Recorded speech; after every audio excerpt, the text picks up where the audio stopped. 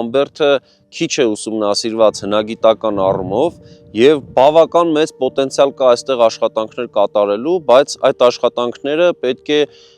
ուղեկցվեն միևնույն ժամանակ վերականգնողական աշխատանքներով, որովհետեւ միակողման հնագիտական աշխատանքները նաեւ ունեն փլուզման վտանգ եւ պետք է զուգակցված այս աշխատանքներն են։ Այնուամենայնիվ այստեղ որոշակի ուսումնասիրություններ կատարվել են, հրատարակվել են աշխատություններ, հնագիտական առաջին պրոֆեսիոնալ խումբը այստեղ եղել է 1936 թվականից սկսած եւ այն ղեկավարել է շատ նշանավոր արևելագետ Հովսեփ Օրբելին եւ նրա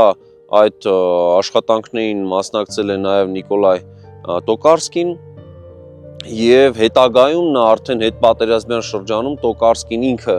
այստեղ իր սեփական արշավախմբով է աշխատել եւ 1960-ական թվականներին նրա աշխատանքը 63 թվականից սկսած 60-ականների վերջին մեկ այլ արշավախումբ է շարունակել եւ ի վերջո այս արդյունքները եզրափակվել եւ հրատարակվել են գրքի տեսքով, սակայն կրկնում եմ պոտենցիալը հնագիտական աշխատանքների բավականին մեծ է։ Մասնակի աշխատանքներ եղել են նաեւ 2020-ականների սկզբին, սակայն այստեղ չափազանց մեծ կարիք կա հատկապես վերականգնողական աշխատանքների, ամրակայման աշխատանքներին զուգահեռ այս աշխատանքները կատարելու։ Նախագծի գլխավոր գործընկերն է Converse բանկը, ֆինանսական աշխարհի ձեր հուսալի գործընկերը։